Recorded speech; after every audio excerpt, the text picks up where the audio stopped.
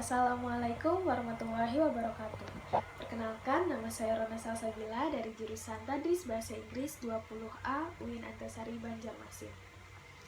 Di video kali ini, saya ingin berbicara tentang sistem pendidikan nasional. Seperti yang telah kita pelajari pada mata kuliah ilmu pendidikan, sekolah di Indonesia itu dijalankan oleh pemerintah dan swasta.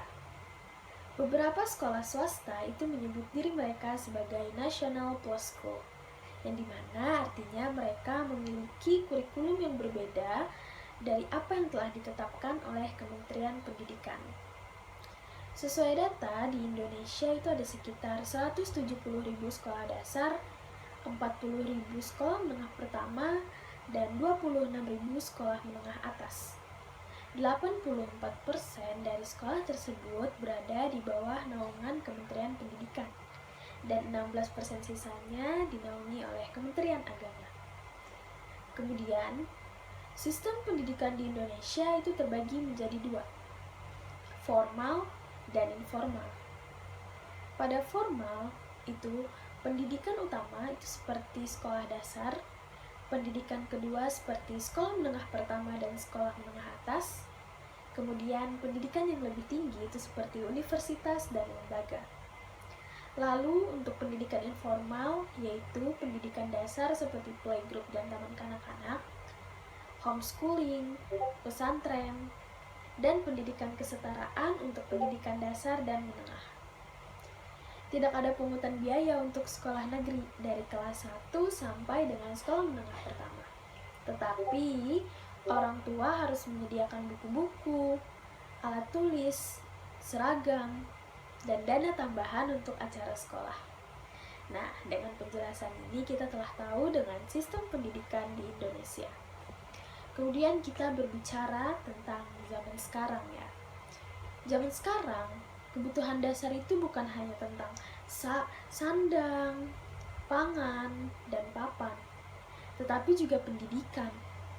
Meski begitu, pendidikan di Indonesia masih bisa dibilang memprihatinkan.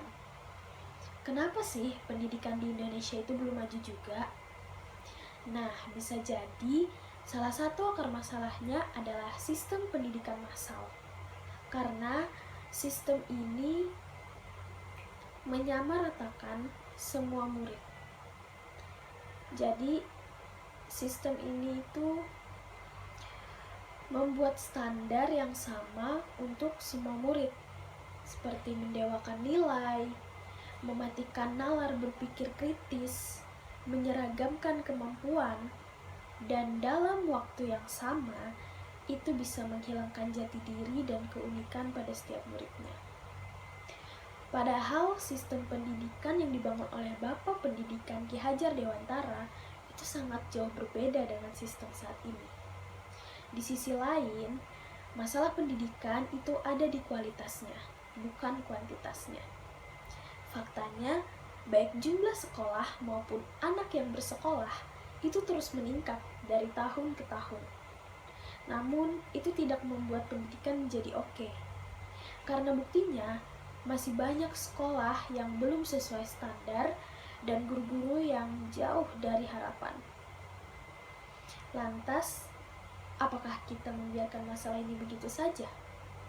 Tentu saja tidak kan? Karena pendidikan itu mestinya diperjuangkan. Karena dengan pendidikan itu bisa menunjang kemajuan di masa depan.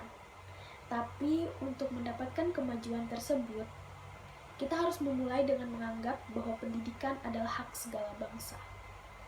Makanya, kita harus bangun sekolah yang bagus dan keren di desa-desa. Kita harus melatih guru-guru setinggi-tingginya. Kita harus menyediakan makanan yang baik untuk perbaikan gizi anak Indonesia. Dan merombak ulang kurikulum pendidikan agar semua anak itu dapat berkembang sesuai minat dan bakat masing-masing. Pendidikan Indonesia itu akan maju jika kita sebagai pelajar Indonesia memperbaiki diri kita. Walaupun kita dapat nilai jelek, walaupun mendapat nilai jelek itu kadang sangat menyakitkan, tapi kita itu harus bisa menghargai proses belajar. Karena Pada akhirnya, yang benar-benar kita butuhkan itu bukanlah nilai, tetapi rasa ingin tahu, kemauan belajar, keberanian untuk bertanya, rasa tak cepat puas, dan selalu rendah hati dalam mengakui bahwa semakin banyak kita tahu, maka kita semakin mengerti bahwa kita itu tidak tahu apa-apa. Dari sanalah kita terus mencari dan belajar. Because don't wait the perfect moment, but take the moment and make it perfect. Terima kasih, itu pembicaraan kita kali ini. Semoga bisa dipahami. Wassalamualaikum warahmatullahi wabarakatuh. See you.